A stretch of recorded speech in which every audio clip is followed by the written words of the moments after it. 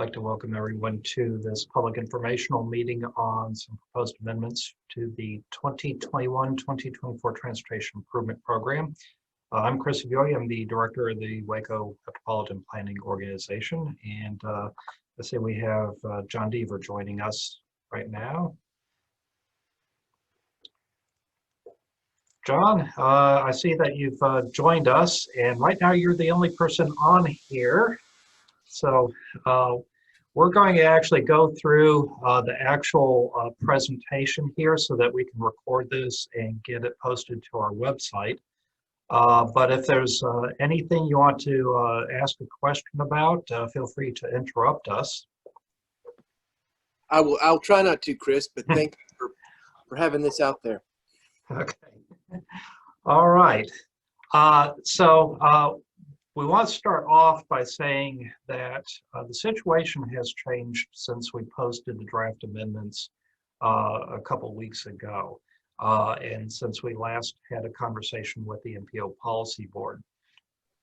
These changes were actually presented to us just before we had our MPO Technical Committee last Thursday. And so what we're going to do is we're going to present both scenarios as we understand them at this time. But we want everyone to understand that it's possible that given the magnitude of the changes, the policy board may not be comfortable making an action or taking action next or later this month. And if so, we'll probably have a second public process later this month for folks to give us some input on the very latest situation as we understand it. So we're going to do a real quick run through about what the MPO is and its role. We're going to cover what the Transportation Improvement Program is and what the proposed amendments are. And again, we're going to review both scenarios that have been presented to us.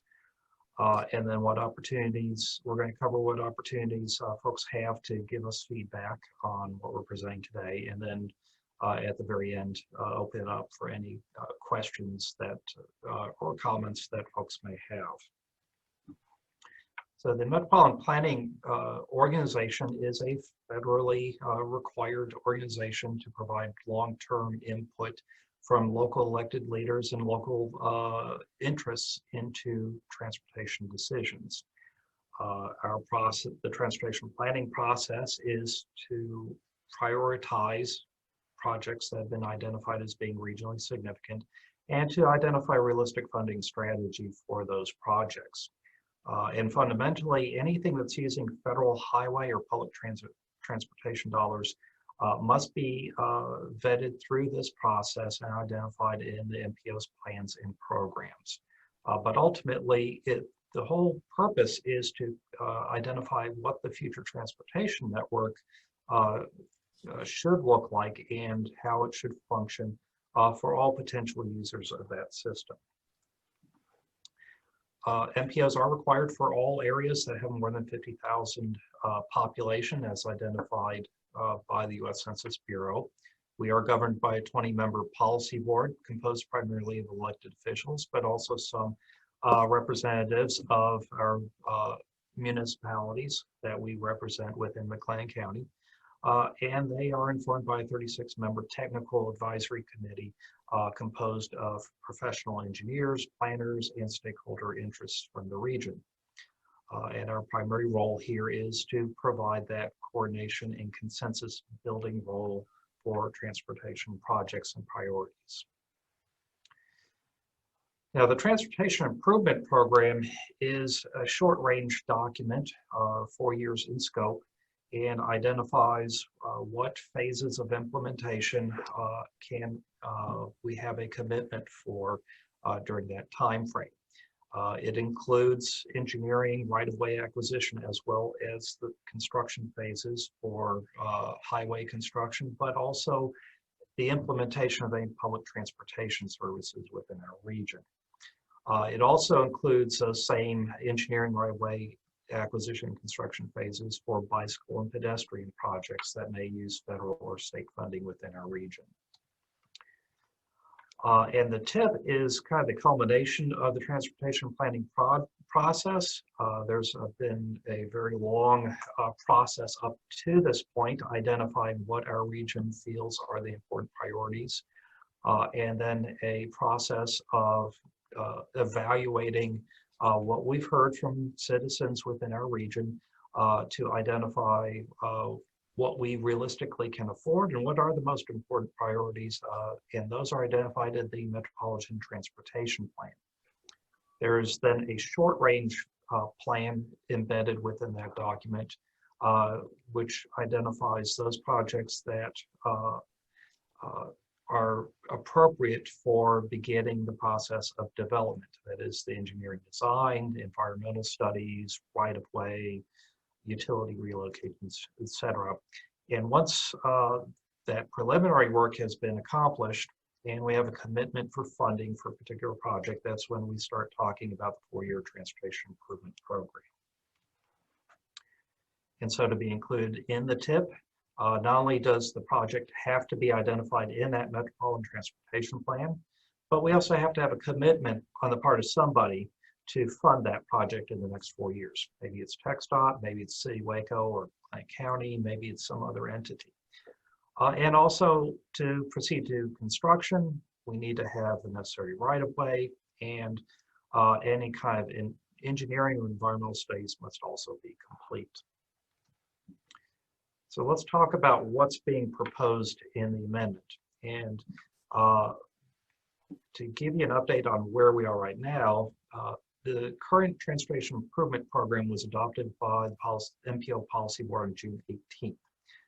About exactly 2 months later, we were informed that the statewide TIP, which the note below basically is just the combination of all 23 TIPs across the state of Texas from MPOs, plus the rural TIP that TxDOT produces.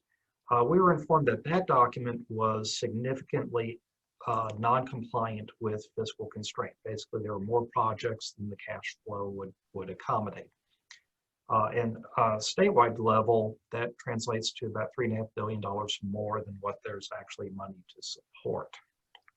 Now, obviously, not all of that comes from the Waco area, but we've been informed that a certain amount of that is represented from our region.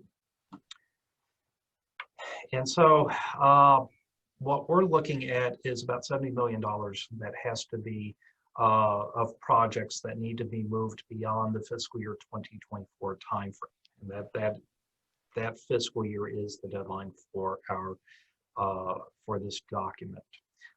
Currently, we have about $143 million in highway projects identified.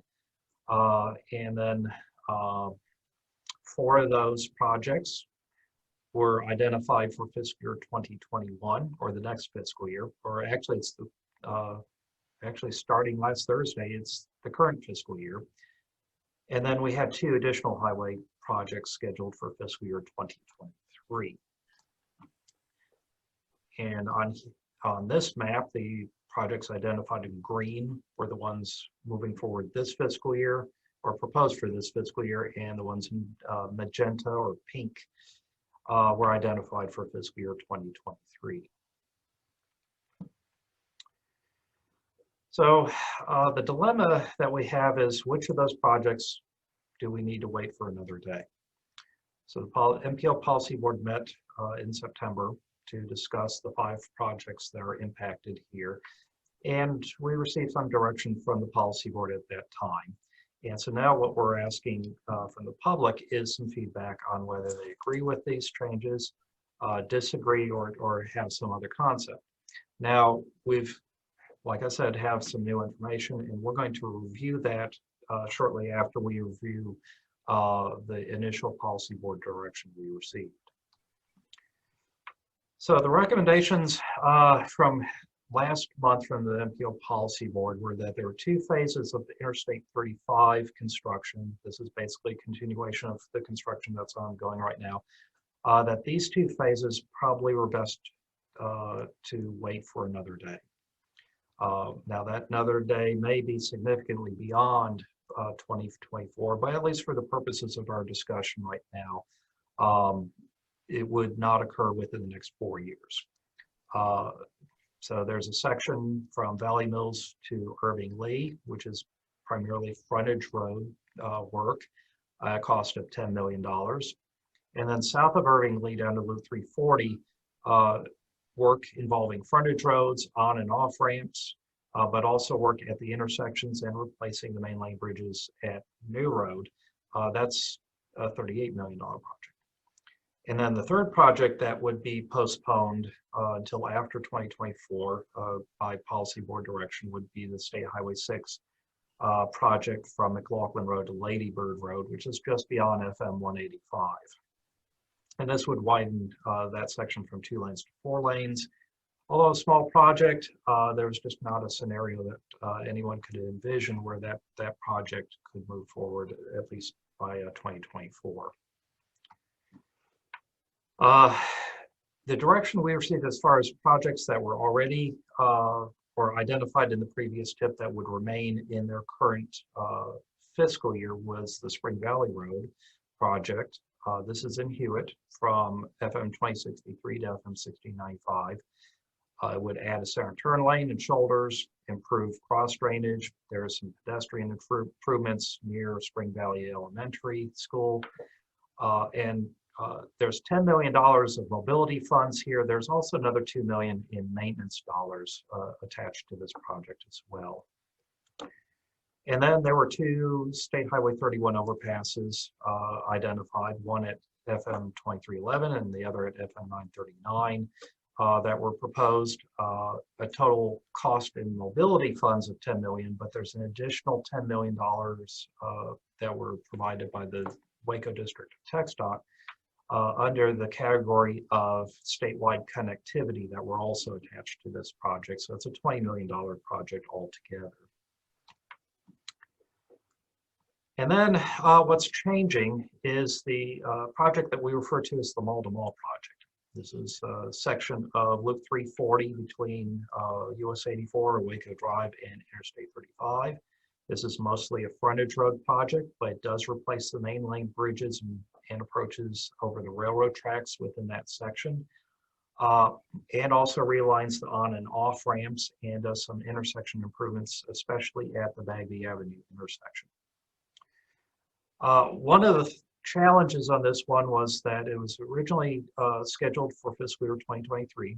The primary issue being that there's quite a bit of utility relocations from the city of Waco that need to be accomplished. And the original schedule wouldn't have that accomplished until sometime late in fiscal year 2022. The city of Waco, however, has come up with funding and and the ability to accelerate that utility relocations. So now it is possible to get that under construction at the very end of this current fiscal year. But the other change that has been recommended to us from the Waco district is to include incentive package to expedite the construction of this project. The conversation we had last month with the policy board was a 10% incentive. That has changed, and we'll cover that in the next section very shortly. But at least what we've posted was a $48.4 million cost for this project, which includes $4.4 million in that incentive package. And so on the map, what we're showing here is the projects in green did not change from the previous tip. The projects in, or the one project in orange has been moved forward by 2 years, and that being the mall-to-mall project. And then the 2 projects, well, actually it's 3 projects technically, that are being proposed for removal are the 2 interstate projects and the one on Highway 6 out towards or beyond the Spiegelville area. Now there's another section of our tip referred to as Appendix P. This is a appendix that is used to demonstrate that we have a commitment for some projects that actually extends beyond the lifetime of this tip. basically, what it is that we've got projects under development that we need environmental clearance on from the Federal Highway Administration. But because FHWA will not grant environmental clearance to anything that's not in the tip, we're kind of in this catch-22 situation. So Appendix D solves that situation, represents enough of a commitment on the policy board to say that once funding is available for that project, we will commit to putting that project in the tip, and that is enough to grant environmental clearance for the project. And so what we would be adding to that as a result of this action, proposed action, would be that State Highway 6 project that we just talked about beyond Spiegelville. And we would have the entire phase of work for Interstate 35 south of 12th Street down to Route 340.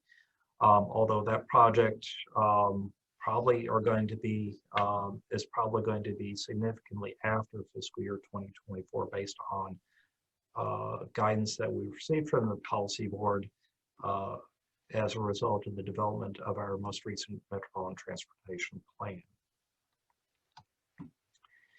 And then we have several projects that are already in Appendix D. Those would remain unchanged. And then when you see the map here, basically we're just adding the Highway 6 and I-35 projects to the projects that were already identified in this appendix. Okay, so where are we now? So this past Thursday, we forwarded the proposed changes that we were given direction on by the MPO policy board to TxDOT administration for their feedback. And the feedback was that that's still significantly more than we have the ability to fund within our region over the next 4 years. And while we felt that there might be some flexibility in that number, the feedback we received was that no, at least at this time, they could not grant any flexibility to our region. And just to let everyone know, this is the same message that every MPO region in the state is receiving at this period in time. And so for Waco, we have $50 million available. The policy board direction actually identified a little over $68 million. So we have some additional work to do to get down to that $50 million figure.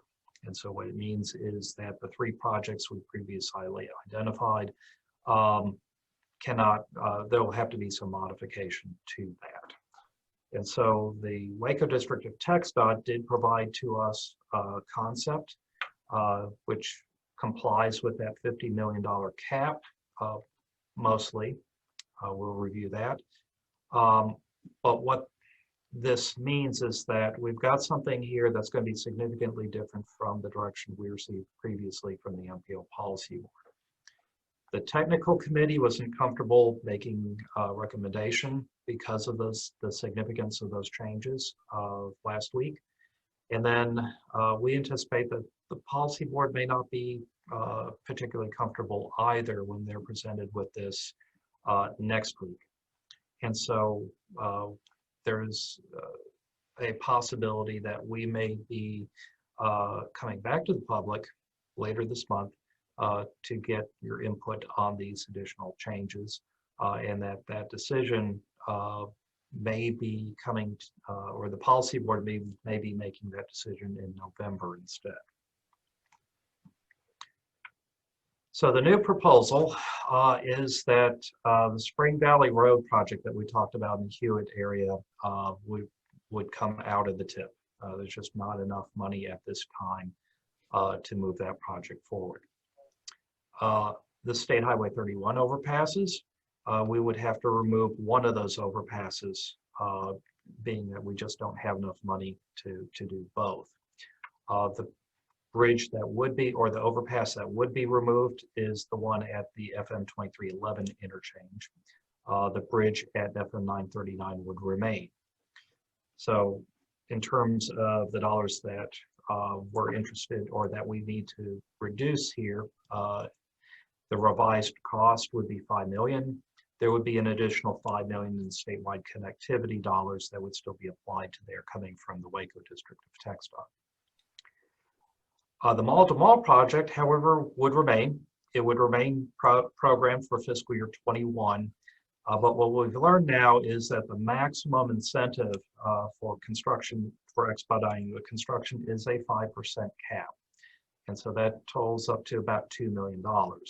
So instead of, so the new revised cost that was communicated to us is $46.5 million. And as you see here, we're still above that $50 million threshold that we were given by TxDOT administration. So we'll need to see if that's still okay. So there's also the possibility that we may just have to say we don't have the money at this time to provide that incentive. But the hope is that that's close enough to the cap that we were given by TxDOT administration that we can squeak that through. But again, that's something that could change between now and the time we actually make a final decision on this amendment. So what's hurting us here is that we have an adjustment of $14.7 million that's directly related to cost overruns from the I-35 project. Now that goes away after this fiscal year. And so there's additional money that kind of comes in on an annual basis. And so there is the possibility that this time next year, or maybe the year after when we have to adopt a brand new tip, that projects like Spring Valley Road, the Highway 31 overpass at FM 2311 could come in back into this document and then proceed to construction either next year or maybe the year after that. So this is not a static situation, and this isn't something where we're never going to see these projects again. Yeah, let me also mention that the Highway 31 overpass at FM 2311 is unfortunately very competitive for the state's safety program, which is a competitive program statewide for the projects with the worst crash history. And that's why it's unfortunate. It does have a bad crash history. And so that's something that we'd like to address sooner rather than later. And so there is a possibility that because of that, we may get money from a different source able to move that project forward sooner rather than later. Plus, we also don't know what's going to come in terms of additional federal or state dollars. The current federal authorization actually expired last week, but was extended to December 11th. There's quite a bit of discussion in the Congress about new authorization levels that would actually authorize additional federal spending. Also, we have a legislative session coming up this spring. Oftentimes, especially in a situation where we've seen budget shortfalls for transportation, we've seen new pots of money come out that were not previously on our radar screen. So we have our fingers crossed that maybe this time next year we can have a very different conversation. So as far as this action is concerned, right now we are still moving forward with our 15-day public comment period, which would run through October 8th, which is this Friday. We have public informational meetings today. We have another one scheduled for 5:30 p.m. And then we will still have a formal public hearing for the policy board on Thursday, October 15th at 2 p.m. And the policy board could still consider adoption of a TIP amendment at that time.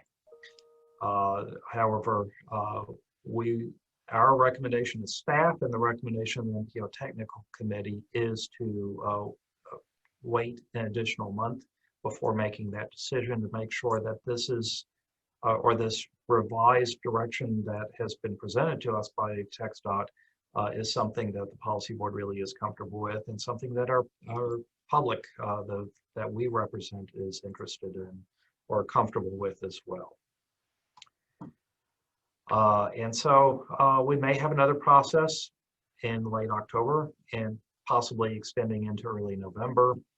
And then that would then be presented to the MPO technical committee on November 5th and a policy board on November 19th. And then we have an extraneous slide here. So we'll just move on to the final slide, which is what are your thoughts, and see if there are any questions or comments at this time. And John, I think you're the only one on here, so you have our undivided attention. Well, first of all, let me say I apologize to the three of y'all if my presence made this meeting necessary. No, no, we have to have this meeting regardless. Okay, good. So this was a good trial run for this afternoon. I'll just give you my initial impressions, having been somewhat out of the loop for the last couple of months. I was shocked at how big these changes are, and having attended so many of your meetings, I know how much thought and discussion goes into prioritizing those projects.